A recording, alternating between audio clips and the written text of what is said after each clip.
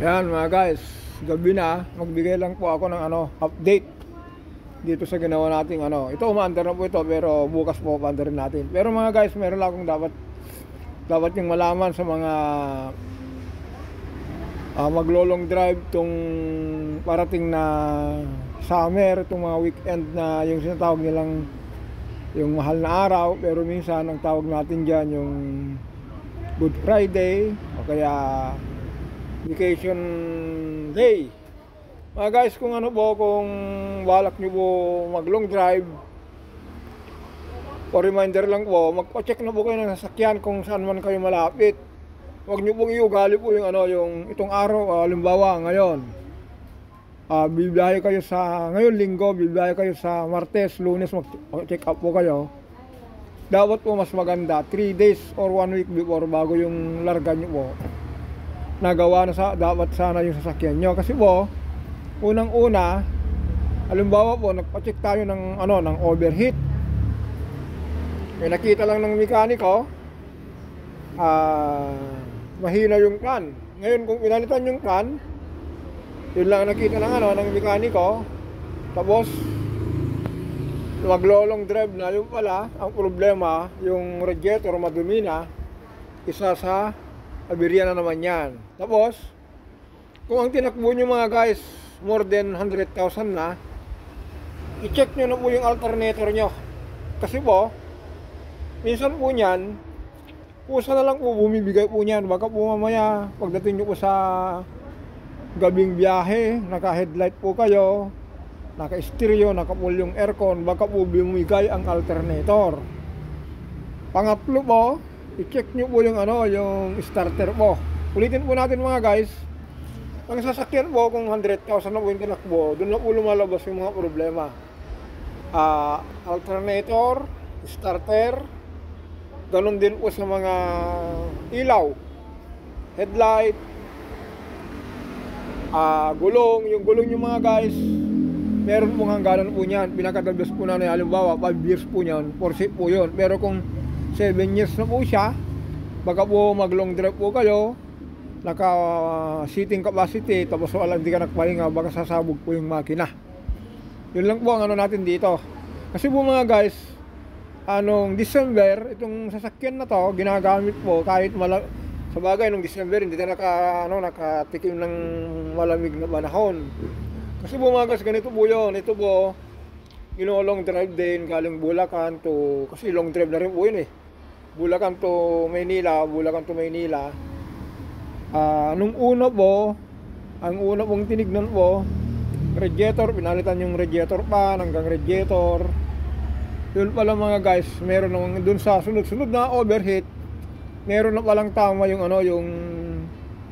yung cylinder head gasket. Walang nangyari dito guys, ito yung connecting rod po nito, itong number 1, kumapit, nanikit hanggang pumutok po ito. Ito ang nangyari yung water pump nya. Ngayon na siguro ka nakakita ng ganitong water pump na nagkaroon ng carbon. Kasi po, yung sabog po ng makina, parang nagbabakper po, imbes na pumunta sa exhaust yung yung init na pupunta sa lumulusot dito. Ito, pansin nyo po yan, ganito po rin po yan. Yan, yun lang po ang ko po dito. Kasi nakikita po kasi mga guys sa observation ko po, sa tagal ko na sa shop, marami pong nagiging customer ko na nung mga nakakaraan mga taon na nagpapagawa ng nung namamasukan pa tayo, sunod-sunod yung mga pagawa kasi bibiyahe daw sila kinabukasan. Mali po yun. Kasi po, minsan po, kung hindi kayo sumunod sa mekaniko, kung halimbawa po yung budget nyo hindi kaya, bumili kayo, halimbawa nagpapalit po kayo ng radiator pan o kaya yung auxiliary pan motor. Kung binili nyo po yung mahinang klase, baka po minsan po yung tinatawag na factory defect, ginamit nyo lang ng 1 linggo o kaya ilang araw bumibigay, baka mangyari po sa inyo po yun. Kaya yun lang po, ito lang po ang mayroon po sa inyo. Halimbawa, itong ignition coil, kung palyado, pinalitan, nilagyan nyo po ng hindi original. Kasi alam nyo naman po ngayon, ang daming lumalabas ng brand. Baka mamaya po, bumigay uli yung pinalitan nyo. Yun lang po ang ano ko rito, ang masasabi ko po rito. Kasi sa based to my experience po sa paggagawa natin ng sasakyan, ulitin po natin na dapat po, yun po ulitin natin, 3 days or 1 week before, bago ko yung bumiyahe, ipa-check nyo na po yun, yung kung yung mga naglolong trip po yan, ulitin po natin yung cooling system, number 1 po niyan, yan, obligado yung langis, kung pwede pa naman gamitin, pwede, pero number 1 po cooling system. Pangalawa po, yung brake, isa pa rin sa pinakamahalaga po yan, brake, gulong, ilaw, pwedeng headlight, signal light, tail light, brake light, para po maiwasan natin ng aberya sa kalsada. Kaya yun lang po ang ano natin dito. Ito po reminder lang po ito. Kaya yung galing nyo po yung mga guys, yung PMS, yung preventive maintenance. Kasi po mga guys, kung ginamit nyo po yung preventive maintenance o kaya yung PMS na yan, yung sinasabi nilang general, yung heavy PMS, parang sa akin po parang ano po yun, parang medyo parang false sa akin yung heavy PMS na halimbawa ibababa yung intake, hindi naman dapat ibaba po yan. Kung sa akin walang problema kasi makakaroon tayo ng kita po dyan. Pero kung sinunod nyo po yung preventive maintenance every ano po kasi mga guys, yung preventive maintenance po, meron po po yan, may reading. Halimbawa, alternator po. Yung alternator po, kung 100,000 na po yung tinakbo, kahit wala pang problema, ipacheck nyo na po yan, pabuksan nyo po yan, pacheck nyo yung carbon. Kakikita naman po yung gumagawa, kung pwede pa, ililinis lang po yun.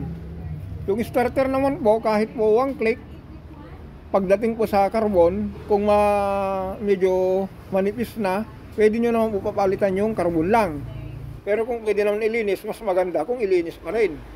Yun lang po ano natin dito kasi po, ulitin natin, mga ilang taon na tayo nagmimekanik, marami akong naka-encounter na bumabalik sa mga pagawaan kung pagkatapos ng nasa kalsada pa lang, minsan may humihingi ng rescue, sabihin, Jess, pwede ba puntaan mo ako rito kasi kagagawa lang itong sasakyan ko, kasi magdra-drive ako, bumigay yung yung alternator ko. Kung itanong mo kung ano bang ginawa, nagpapalit lang ako ng belt. Ayun po, yun kaya isabay nyo po ito po, mahalaga po yung yung electrical. Kasi po, yung alternator po niyan, yan po yung isa sa katulungan po ng makina. Kasi po, kung nasira po niyan, alternator, may kumarga, kung automatic po yung transmission nyo, apektado rin po niyan. Magsasaber po niyan hanggang masisira na lang. Ititirik na lang po kayo. Kaya, yun lang po mga guys, ang ko po rito. Kaya ulitin ko ba kung sino po yung pinakamalapit na yung mga gustong magbakasyon 3 days before or 1 week, mas maganda, ipacheck nyo na po. Marami naman pong mga talyer dyan, may mga gas station, kung kanya-kanya, kung saan kayo nagpapagawa. Yun na lang po may suggest ko sa inyo. Irregular nyo, regular po yung nyo po, yung EMS. Yun, wala na tayong ilaw, kaya yan, magpalo na tayo. Kaya, okay, bye-bye!